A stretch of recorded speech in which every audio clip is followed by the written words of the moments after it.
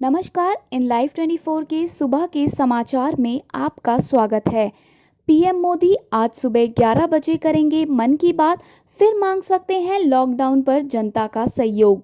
प्रधानमंत्री नरेंद्र मोदी रविवार सुबह देश के लोगों के साथ मन की बात करेंगे। प्रधानमंत्री ने इस बार मन की बात के कार्यक्रम को पंचायत स्तर पर चर्चा करने के बाद इसे रूप दिया है। साथ ही आपको बता दें कि प्रधानमंत्री सोमवार को देश के मुख्यमंत्रियों के साथ वीडियो कॉन्फ्रेंसिंग में चर्चा करेंगे। इस दौरान लॉकडाउन को बढ़ाने या उसमें कुछ छूट देने पर चर्चा हो सकती है। पीएम मोदी का मन की बात कार्यक्रम का ये इस साल का चौथा और कुल 64वां संस्करण होगा। इससे पहले पीएम मोदी ने 29 मार्च को मन की बात करी थी। 12 अप्रैल को एक ट्वीट के जरिए ये जानकारी दी थी कि इस महीने की बात 26 अप्रैल को होगी, जिसके लिए पीएम मोदी ने सुझाव भी मांगे थे। बड़ी खबर, देश में 25,000 के पास पहुंचा कोरोना मरीजों का आंकड़ा। महाराष्ट्र गुजरात में 10 दिन में दोगुने से भी ज्यादा हुए केस। जहां देश में कोरोना संक्रमितों का आंकड़ा बढ़ता ही जा रहा है, उसी बीच महाराष्ट्र और गुजरात में हालात लगातार बिगड़ते ही जा रहे हैं। गुजरात में एक ही दिन में 256 नए मामले सामने आए हैं और 6 लोगों की जान चली गई है। अगर पूरे देश की बात की जाए तो कुल 56 लोगों की जान जा चुकी है, जबकि 1400 नए केस सामने आए हैं। महाराष्ट्र में 811 नए मामले सामने आए हैं, जिनमें से केवल मुंबई में 602 नए केस आए हैं और राज्य में 22 लोगों की संक्रमण से मौत हो गई है। राज्य में अब तक 96 पुलिसकर्मी भी संक्रमित हो चुके हैं एवं एक हेड कांस्टेबल की मौत भी हो चुकी है।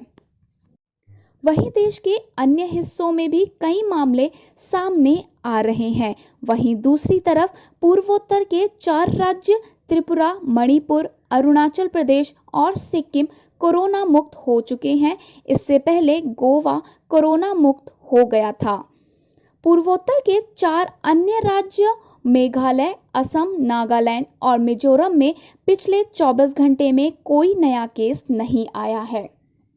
गृह मंत्रालय ने गलतफहमी को किया दूर, बताया ग्रामीण इलाकों में मॉल को छोड़ सभी दुकानें खोलने पर छूट। वहीं शहरी इलाकों में मॉल के साथ साथ बाजार भी रहेंगे बंद।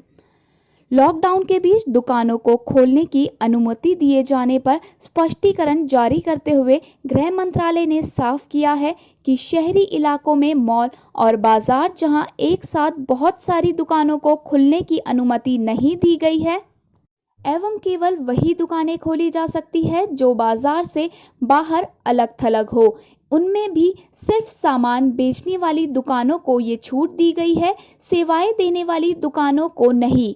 साथ ही ये भी स्पष्ट किया गया है कि शराब, सिगरेट और गुटखा की बिक्री पर पाबंदी शहरी और ग्रामीण दोनों इलाकों में एक समान ही रहेगी। वहीं रेड जोन व कंटेनमेंट इलाकों में जरूरी सेवाओं के अलावा कोई छूट नहीं दी गई है। जम्मू कश्मीर, पुलवामा में सुरक्षा बलों ने 2 आतंकी किए ढेर, एक मददगार भी मार गिराया। जम्मू कश्मीर के सुरक्षा बलों को बड़ी कामयाबी मिली है।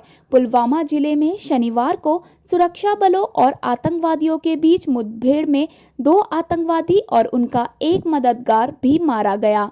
हालांकि मारे गए आतंकियों की अभी शिनाख्त नहीं हुई है। तलाशी अभियान फिलहाल जारी है। पुलिस के एक अधिकारी ने बताया कि सुरक्षा बलों को दक्षिण कश्मीर में अवंतीपुरा के गोरीपुरा इलाके में आतंकवादियों की मौजूदगी की सूचना मिली थी, जिसके बाद उन्होंने शनिवार तड़के इलाके की घेराबंदी की और तलाशी अभियान चला दिया, जिसमें सुरक्षा बलों को बड़ी कामयाबी हासिल हुई और आतंकवादियों के मुठभेड़ में 2 आतंकवादी और उनका एक सहयोगी मारा गया। बेंगलुरु के विक्टोरिया अस्पताल में तैनात किया गया रोबोट कोरोना मरीज को दवा से लेकर देगा खाना।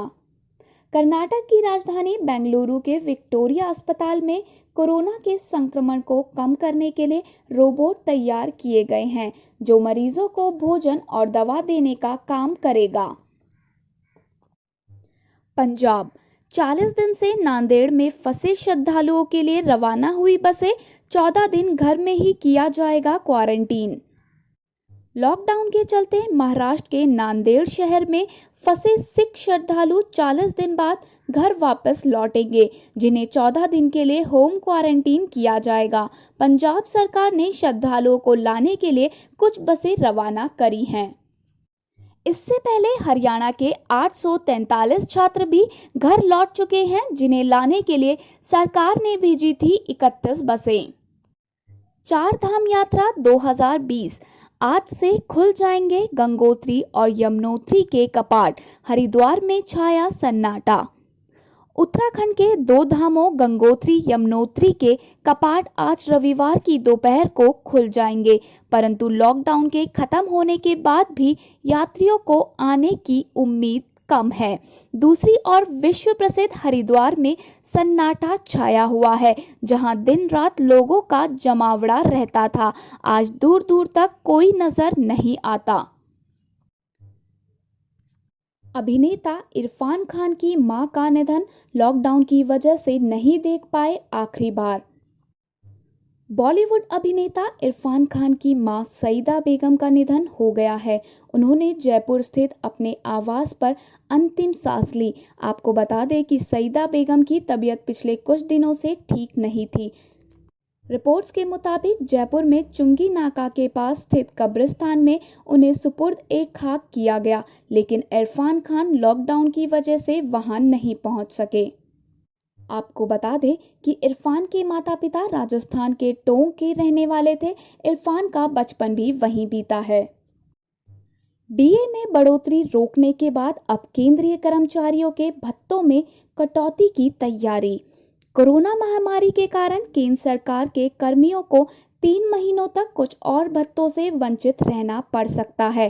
डीए में बढ़ोतरी रोकने के बाद वित्त मंत्रालय के निर्देश पर मंत्रालय अब कई तरह के खर्च में भी कटौती की तैयारी में लगे हैं। इसके तहत कार्यालयों के खर्च में कटौती के साथ साथ कर्मचारियों के एलटीसी, लीव इनकैशमेंट, मेडिकल बिलों, आपातकालीन को छोड़कर वेतन संबंधी पुराने बकायों आदि पर भी रोक लगा सकती है। उत्तर प्रदेश के लिए 500 किलोमीटर की यात्रा पर परिवार के साथ पैदल निकल पड़े 150 मजदूर। मध्य प्रदेश के पीथमपुर औद्योगिक क्षेत्र से उत्तर प्रदेश के ललितपुर जिले के अपने पैतृक स्थानों के लिए परिवार के साथ पैदल रवाना हुए करीब 150 मजदूरों के जत्थे को शनिवार को रोक लिया गया। उन्हें आश्रय स्थलों में भेजा गया है। पड़ोसी धार जिले के पीथमपुर से ललितपुर की दूरी करीब 500 किलोमीटर है। पुलिस उपाधीक्षक उमाकांत चौधरी ने बताया कि इंदौर से करीब 40 किलोमीटर दूर पीथमपुर औद्योगिक क्षेत्र की इकाइयों में काम करने वाले करीब 150 मजदूरों को शिप्रा थाना क्षेत्र में रोका गया है। उनका कहना है कि कोविड-19 के प्रकोप के कारण पीथमपुर में कारखाने बंद पड़े हैं, जिससे उनके सामने आजीविका का संकट पैदा हो गया है। इसलिए वे उत्तर प्रदेश के ललितपुर जिले के अपने पैतृक स्थानों की ओर परिवार के साथ पैदल जाने को मजबूर हैं। वापस लाए जा सकते हैं विदेश में कोरोना से मरने वाले भारतीयों के शव, करना होगा सख्त निर्देशों का पालन।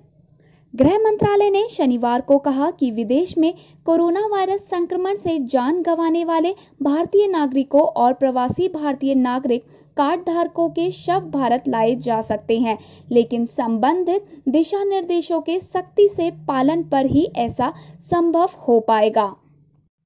एक आधिकारिक बयान में मंत्रालय ने कहा कि एयरपोर्ट अधिकारियों को इस संबंध में विभिन्न सरकारी विभागों की ओर से जारी दिशा निर्देशों का पालन करना होगा।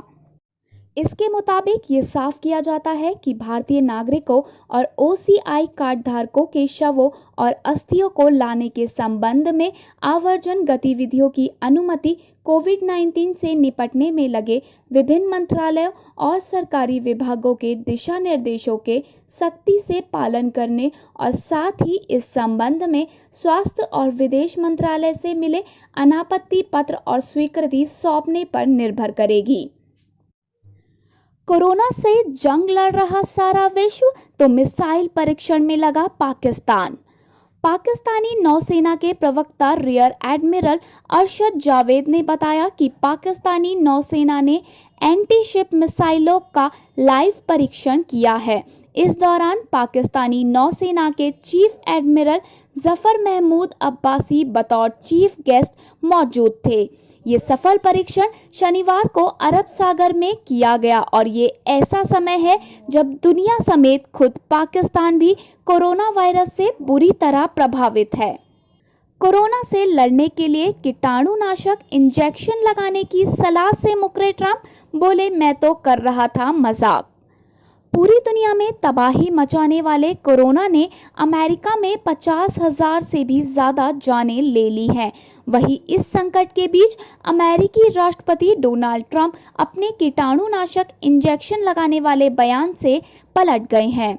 इससे पहले भी कई बार इस तरह के बेबुनियादी बयान दे चुके हैं, जिसमें कहा था कि लाइजॉल, डेटॉल जैसे रोगाणुओं को मारने वाले पदार्थों को निगलने से कोरोना के संक्रमण से छुटकारा मिल सकता है।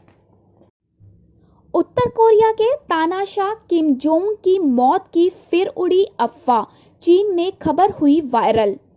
उत्तर कोरिया के तानाशाह किम जोंग उनकी मौत की अटकलें तेज हो गई हैं। पिछले कुछ समय से हृदय संबंधी स्वास्थ्य समस्या से जूझ रहे 36 वर्षीय किम की हालत बिगड़ती जा रही है। हाल ही में उनकी एक सर्जरी हुई थी, जिसके बाद से उनकी सेहत को लेकर सवाल खड़े उठे हैं।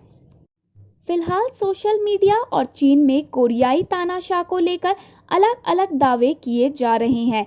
चीन में जहां किम जोंग के मरने की खबर तेजी से फैल रही है, वहीं जापान में उनके स्वस्थ होकर घूमने की बात कही जा रही है।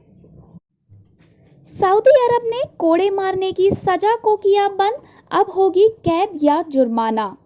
सऊदी अरब के उच्चतम न्यायालय ने देश में कोड़े मारने की सजा खत्म करने की घोषणा की है। सऊदी अरब के शाह और क्राउन प्रिंस द्वारा मानवाधिकार की दिशा में उठाया गया ये ताजा कदम है। पाकिस्तान में सिंधी हिंदुओं पर हो रहा अत्याचार, अगवा की गई 14 साल की लड़की का 40 साल के पुरुष के साथ कराया गया जबरन निकाह। पाकिस्तान के सिंध प्रांत के चुंडीको शहर से 2 हिंदू लड़कियों के अपहरण की घटना पर वर्ल्ड सिंधी कांग्रेस ने आलोचना करते हुए पाकिस्तान सरकार से जल्द सख्त कार्रवाई करने की मांग करी है। साथ ही बता दें कि पुलिस ने दोनों बहनों के अपहरण की रिपोर्ट दर्ज करने से इनकार कर दिया है और बताया जा रहा है कि 14 साल की सुत्ती को कोर्ट में पेश किया गया, जहां बताया गया कि उसने इस्लाम धर्म कबूल कर लिया है और 40 साल के मुस्लिम आदमी से निकाह किया है और दूसरी बहन शमा अभी भी लापता है। वहीं दूसरी तरफ लड़कियों के परिजनों को लगातार पुलिस प्रशासन और अगवा करने वालों की ओर से धमकियां मिल रही हैं। जर्मन की राजधानी बर्लिन में लॉकडाउन के बावजूद रैली, दर्जनों प्रदर्शनकारी हुए गिरफ्तार। लॉकडाउन के दौरान करीब 1000 लोग सड़कों पर निकले और जर्मन सरकार के खिलाफ जमकर प्रदर्शन किया। इस रैली में शारीरिक दूरी और लॉकडाउन के नियमों का पूरी तरह से उल्लंघन किया गया, जिसके चलते प्रदर्शनकारियों को गिरफ्तार कर लिया गया है। ब्रिटेन में कोरोना वायरस से मरने वालों की तादाद 20,000 के पार, लॉकडाउन में ढील देने की प्लानिंग। ब्रिटेन में वैश्विक महामारी कोरोना वायरस से मरने वालों की तादाद शनिवार को 20,000 के पार पहुंच गई थी। वहां की समाचार एजेंसी से मिली जानकारी के अनुसार ब्रिटेन में इस बीमारी की वजह से 813 और लोगों की मौत हो चुकी है। देश में मृतकों की संख्या 20,319 हो चुकी है। वहीं देश में कोविड-19 के कुल 1,49,554 मरीज हैं और साथ ही 737 लोग इस बीमारी से अब तक ठीक हो चुके हैं।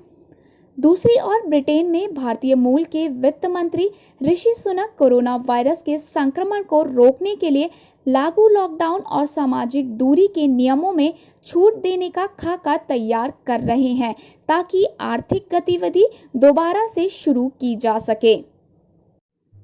धन्यवाद। अभी के लिए बस इतना ही। आगे की और खबरों के लिए बने रहिए हमारे साथ इन लाइव 24 न्यूज़ चैनल पे।